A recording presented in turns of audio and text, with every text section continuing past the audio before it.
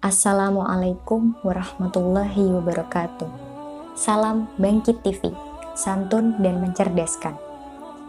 Baiklah sahabat Bangkit TV yang berbahagia dimanapun berada, sebelum saya lanjutkan cerita tentang kisah wali kali ini, jangan lupa like, komen, subscribe, dan share sebanyak-banyaknya Bangkit TV. Semoga bermanfaat untuk kita semua. Kisah ini berjudul Karomah Tongkat Sunan Bonang dan Asal-Usul Sumur Serumbung. Kanjeng Sunan Bonang adalah salah satu tokoh besar Islam di Indonesia yang tergabung dalam Wali Songo. Beliau lahir pada tahun 1465 Masehi dari pasangan Sunan Ampel dan Dewi Condrowati, atau yang sering disebut Nyai Ageng Manila. Bonang adalah nama sebuah desa di Kabupaten Rembang. Nama kecil Sunan Bonang adalah Raden Maulana Magdum Ibrahim. Sunan Bonang dikenal sosok ulama yang cerdas. Bahkan kecerdasannya tersiar sampai ke berbagai penjuru dunia, termasuk India. Di negara yang mayoritas penduduknya memeluk agama Hindu, ada seorang pendeta yang tinggal di Hindustan. Dia bernama Sangkyakitri. Kemasyhuran nama Kanjeng Sunan Bonang lantaran kepintarannya dalam ilmu agama Islam juga sampai ke telinga Sangkyakitri. Sang pendeta pun takjub mengapa banyak orang yang beralih dari agamanya dan berganti memeluk Islam, hingga membuat agama itu bisa berkembang begitu pesat di Tuban, Jawa Timur, di mana Kanjeng Sunan Bonang berada. Ketakjuban sekaligus kebencian pun akhirnya menyeruak menguasai pikirannya. Dirinya lalu mengasingkan diri di tempat yang sangat sepi dan terpencil sampai beberapa bulan lamanya. Di tempat itu, selain menjalankan ritual agama yang dipercayainya, Sangkyakitri juga belajar dengan cara membaca berpuluh-puluh bahkan beratus-ratus buku dengan berbagai judul.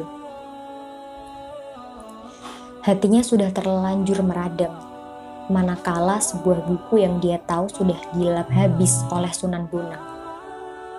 Dirinya ingin beradu pintar sekaligus sakti dengan Kanjeng Sunan Bonang.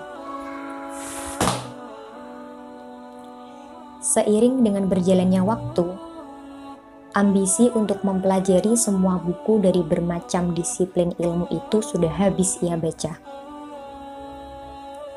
Sangkyakitri pun mulai mempersiapkan diri untuk berlabuh ke pelabuhan Tuban dengan naik kapal. Perbekalan yang banyak pun sudah ia persiapkan. Dan pastinya ratusan buku yang telah dia pelajari itu juga ikut dibawanya. Air laut yang tenang membuat perjalanan Sangkyakitri tak menemui hambatan berarti. Dia pun dengan tenangnya mengemudikan kapal. Manakala perjalanan telah mendekati pantai Tuban, tiba-tiba ombak besar menghadang. Sang pendeta tak lagi bisa mengemudikan perahunya dengan baik. Besarnya ombak mengalahkan segalanya. Kapal yang dia naiki terombang-ambing oleh ombak dan akhirnya hancur setelah menabrak batu karang. Ratusan buku dan perbekalan yang ada dalam kapal pun tercerai-berai, hanyut terbawa air laut. Tapi Allah Subhanahu wa Ta'ala masih berbaik hati dengan Sangkyakitri.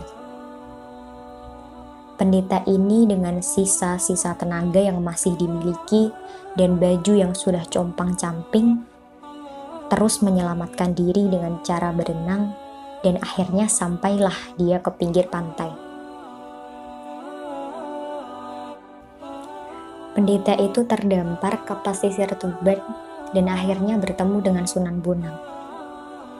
Dengan merahasiakan identitasnya, Sunan Bonang bertanya kepada pendeta tersebut tentang asal-usulnya. Sang pendeta pun bercerita perjalanannya yang mengerikan. Dia menyatakan keinginannya untuk mengadu kesaktian dan ilmu pengetahuan kepada Sunan Bonang.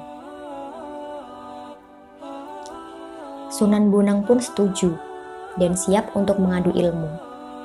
Namun pendeta itu menolak lantaran semua kitab-kitabnya telah tenggelam.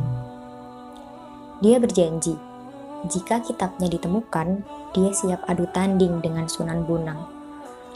Akhirnya Sunan Bonang menancapkan ujung tongkatnya ke tanah. Keluarlah air beserta kitab-kitab pendeta itu. Kemudian sang pendeta heran. Lalu dia bertanya, "Anda siapa?" Sunan Bonang menjawab dan mengatakan bahwa saya adalah murid Sunan Bonang. Pendeta tersebut tidak tahu bahwa yang berbicara dengannya adalah Sunan Bonang. Jawaban Sunan Bonang malah membuat pendeta tersebut gemetar ketakutan karena terkejut murid Sunan Bonang mempunyai kesaktian sebesar itu. Pendeta itu berpikir, pasti seseorang yang bernama Sunan Bonang. Pendeta itu berpikir, pasti seseorang yang bernama Sunan Bonang mempunyai kesaktian yang lebih tinggi lagi. Kemudian pendeta tersebut meminta ampun dan meminta agar permohonan maafnya disampaikan kepada Sunan Bonang. Selang beberapa lama, barulah sang pendeta mengetahui sendiri bahwa pemuda tadi adalah Sunan Bonang. Akhirnya pendeta tersebut meminta agar dirinya diangkat menjadi murid dan masuk Islam. Kisah pun tak berhenti sampai di sini. Air yang terus-menerus keluar dari tanah pasir itu akhirnya berubah menjadi sumur. Agar air yang keluar tidak terus-menerus meluber, Kanjeng Sunan Bonang memerintahkan sang Kyakitri untuk dibuatkan serumbung agar air tak terus meluber ke tanah sekaligus menjaganya. Uniknya, sumur yang hanya 10 meter jaraknya dari tepian pantai Tuban itu, airnya tak terasa asin, melainkan tawar, sebagaimana air sumur yang jauh dari wilayah pantai. Sumur serumbung ini berada di Desa Sidumulyo, Kecamatan Tuban, Kabupaten Tuban, Jawa Timur. Kisah ini sudah lama berlalu, tapi karomah air sumur masih tetap terasa sampai sekarang. Ini terbukti dari banyaknya warga yang datang dari berbagai daerah untuk mengambil airnya yang tak pernah kering meski datang musim kemarau. Tentu saja, semua dari Allah Subhanahu wa Ta'ala. Tapi dengan wasilah air sumur itu, Allah memberikan ijabah kepada hambanya yang berdoa dan meminta. Demikian kisah wali kali ini. Mari kita baca surat Al-Fatihah untuk Sunan Bonang. Al-Fatihah.